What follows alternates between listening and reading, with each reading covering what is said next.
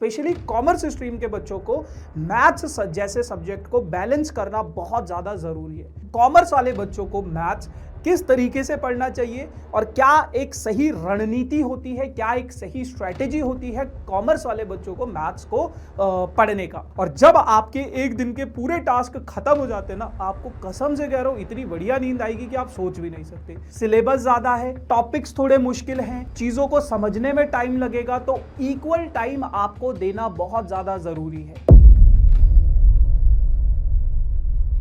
Commerce stream में अक्सर बच्चे मैथ्स सब्जेक्ट को इग्नोर कर लेते हैं, लेकिन मैथ्स एक बहुत इंपॉर्टेंट सब्जेक्ट है, चाहे आप कॉमर्स स्ट्रीम के ही क्यों ना हो।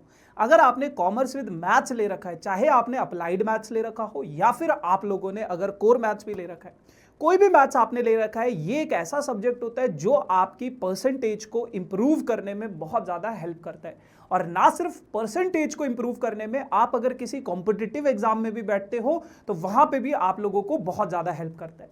अप्लाइड मैथ्स की अगर मैं बात करूं तो अप्लाइड मैथ्स एक ऐसा सब्जेक्ट है कि आप दुनिया के किसी भी मतलब आप किसी भी कॉम्पिटिटिव एग्जाम में बैठो, after your graduation, after your 12th, अगर आप कैट के एग्जाम में बैठते हो, किसी भी एग्जाम में, कॉमर्स से रिलेटेड हो चाहे किसी गवर्नमेंट सेक्टर के एग्जाम में बैठते हो, तो अप्लाइड मैथ्स के क्वेश्चंस आपको वहां पे जरूर देखने को मिलेंगे। एक सब्जेक्ट होता है क्वांटिटेटिव एप्टीट्यूड, वहां पे अप्लाइड मैथ्स का यूज होता है। वहीं अगर मैं कोर मैथ्स की बात करूं तो आप बहुत सारे कॉम्पिटिटिव एग्जाम्स में तो इसके क्वेश्चंस आपको देखने को मिलते ही हैं। और अगर मैं आपको कोर मैथ्स का एक सबसे बड़ा फायदा बताऊं तो ये आपकी लॉजिकल थिंकिंग को बढ़ाने में बहुत ज्यादा हेल्प करता है।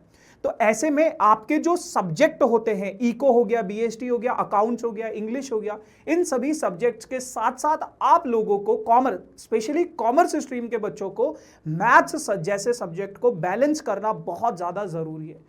तो हेलो, हाय, नमस्ते, आदाब, सत श्री अकाल, की हालचाल, कैसे आप लोग। मैं कुलदीप भंडारी स्वागत करता हूं आपका नेक्स्ट टॉपर्स के इस अमेजिंग से प्लेटफॉर्म पे, जहां पे हम बनाते हैं देश का भविष्य। तो आज की इस वीडियो में यार मैं आप लोगों को बताने वाला हूं कि कॉमर्स वाले बच्चों को मैथ्स किस तरीके से पढ़ना चाहिए और क्या एक सही रणनीति होती है, क्या एक सही स्ट्रैटेजी होती है कॉमर्स वाले बच्चों को मैथ्स को पढ़ने का। ठीक है, तो मेक श्योर ज्यादा पॉइंट्स नहीं है, ज्यादा लंबा वीडियो नहीं होगा, ज्यादा टाइम वेस्ट नहीं करूंगा, बट जो भी बताऊंगा बहुत इफेक्टिव चीजें बताऊंगा। सबसे पहले बेटा आप लोगों को एक प्रॉपर टाइम टेबल बना लेना है।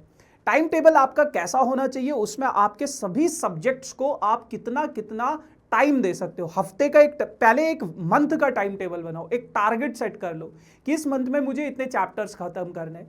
फिर उसके बाद एक हफ्ते का बना लो, या फिर ऐसा नहीं करना चाहते तो आप ऐसा कर लो, छोटे छोटे टुकड़ों में अपने टास्क को डिवाइड कर लो। एक वीक का टाइम टेबल बनाओ, एक वीक में आपने इको को इतना टाइम दे दिया, बीएसटी को इतना टाइम दे दिया, अकाउंट्स को इतना टाइम दे दिया, मैथ्स को इतना टाइम दे दिया। और उसके बाद आप उस वीकली टाइम टेबल में आप लिखोगे ना, मंडे को मुझे इतने घंटे से इतने घंटे तक ये पढ़ना है, फिर ट्यूसडे का अलग होगा, थर्सडे का। तो ऐसे ही हफ्ते का टाइम टेबल एक बनाओ और एक बनाओ आप लोग डेली का टाइम टेबल। दो टाइम टेबल आपके बनेंगे। अब जैसे जैसे आपके दिन के टास्क पूरे होते जाते हैं उनको चेकलिस्ट कर दो, और जब आपके एक दिन के पूरे टास्क खत्म हो जाते हैं ना, आपको कसम से कह रहा हूं इतनी बढ़िया नींद आएगी कि आप सोच भी नहीं सकते, क्योंकि उस दिन आपने अपना पूरे दिन का जो टास्क है वो खत्म कर दिया।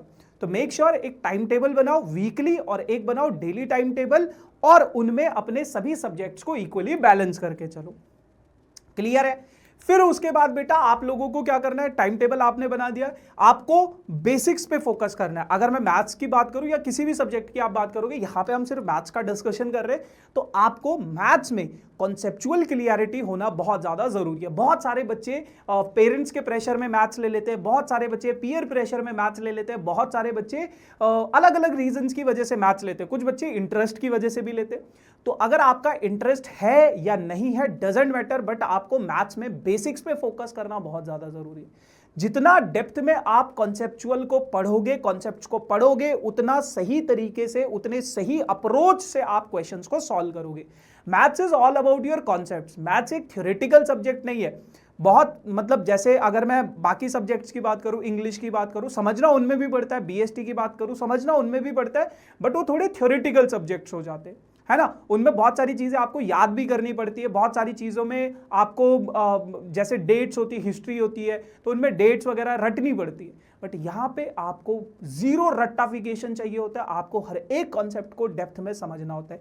जितनी गहराई में आप कॉन्सेप्ट के घुसोगे उतने बड़े से बड़े प्रॉब्लम को आप सॉल्व कर पाओगे। Maths is all about your concepts, ठीक है। तो कॉन्सेप्ट्स पे फोकस करो, चाहे आप अप्लाइड मैथ्स के हो चाहे आप कोर मैथ्स के हो। फिर उसके बाद बेटा आपका आता है टाइम मैनेजमेंट। टाइम मैनेजमेंट मतलब भैया टाइम टेबल बना तो दिया, फिर कि टाइम मैनेजमेंट का क्या सीन है। टाइम मैनेजमेंट का क्या मतलब है, देखो जब आप अपना टाइम टेबल बनाओगे ना तो उसमें आपको पता है आपने अप्लाइड मैथ्स लिया या कोर मैथ्स लिया। अगर आप कोर मैथ्स वाले स्टूडेंट हो तो जितना टाइम आप अपने बाकी सब्जेक्ट्स को दे रहे हो, अकाउंट्स को दे रहे हो, इको को दे रहे हो, बीएसटी को दे रहे हो, उतना ही टाइम आपको मैथ्स को भी देना पड़ेगा।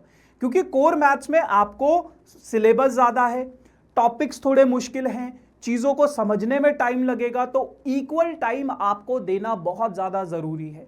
अगर आप मैथ्स को टाइम नहीं दोगे तो फिर बेटा मैथ्स अपना रंग दिखाएगा और फिर उसका खामियाजा आपको एग्जाम में मिलेगा। तो मेक श्योर आपको प्रॉपर इक्वल टाइम देना है अगर आप कोर मैथ्स वाले स्टूडेंट हो तो। अप्लाइड मैथ्स में सिलेबस उतना ज्यादा नहीं होता है, टॉपिक उतने मुश्किल नहीं होते हैं, कुछ कुछ टॉपिक्स तो आपके अकाउंट से रिलेटेड होते हैं, टैक्सेशंस वगैरह, बिलिंग्स वगैरह, तो वो तो आपके वहां पे भी कवर हो जाते हैं। कुछ कुछ टॉपिक्स आपके बहुत सिंपल सिंपल होते हैं, ratio, percentage, profit and loss, ये आपने लोअर ग्रेड्स में कहीं ना कहीं पढ़े होते हैं। तो अप्लाइड मैथ्स में अगर आपके पास अप्लाइड मैथ्स है तो वहां पे आप अपना टाइम लाइन थोड़ा सा कम कर सकते हो बाकी सब्जेक्ट्स के कंपैरिजन में। बट कोर मैथ्स है तो वहां पे आपको इक्वल टाइम देना पड़ेगा, जितना आप बाकी सब्जेक्ट्स को दे रहे हो उतना ही आपको देना पड़ेगा, या उससे ज्यादा दे सकते हो तो वेल एंड गुड है। बट अप्लाइड मैथ्स में आप थोड़ा सा कम टाइम दे सकते हो, वो आप अपनी सहूलियत के हिसाब से देख लेना, ठीक है जी। अच्छा, टाइम मैनेजमेंट हो गया, सभी सब्जेक्ट्स को इक्वल टाइम दे दिया। उसके बाद अक्सर क्या होता है कि जब हम मैथ्स में आगे आगे बढ़ते ना, पीछे की चीजें हम भूलते जाते। तो कोशिश ये रखना कि जब आप एक टाइम टेबल बनाओ तो हफ्ते का जो आखिरी दिन होगा संडे, उस दिन आपने जितना भी पूरे हफ्ते में चीजों को करा है उसको प्रॉपर रिवाइज करो। एक प्रॉपर रिवीजन का होना बहुत ज्यादा जरूरी है। ये नहीं कि आगे बढ़ रहे पीछे चीजें गायब हो रही है, तो प्रॉपर रिवीजन का होना बहुत ज्यादा जरूरी है। रिवाइज करो टाइम टाइम पे। रिवीजन के बाद आप लोगों को रेगुलर टेस्ट भी देने हैं। देखो टेस्ट से आपको अपनी गहराई का पता चलेगा कि आप कितनी पानी में हो, ठीक है। कई बच्चे ऐसे होते हैं कि हाँ ठीक है क्लास में बैठे सब समझ में आ गया, लेकिन जैसी क्लास खत्म होती है सब गोल हो जाता है, सब भूल जाते हैं। तो मेक श्योर कि आप लोग प्रॉपर टेस्ट जरूर दो। टेस्ट देने से फायदा क्या होता है कि आपको पता चलेगा कि आप कहाँ पे स्टैंड कर रहे हो, ठीक है। और फिर उसको इंप्रूव करो कि किस तरीके से आप अपने मार्क्स को इंप्रूव कर सकते हो, सब्जेक्ट्स को इंप्रूव कर सकते हो, कैसे आप और चीजों को सुधार सकते हो।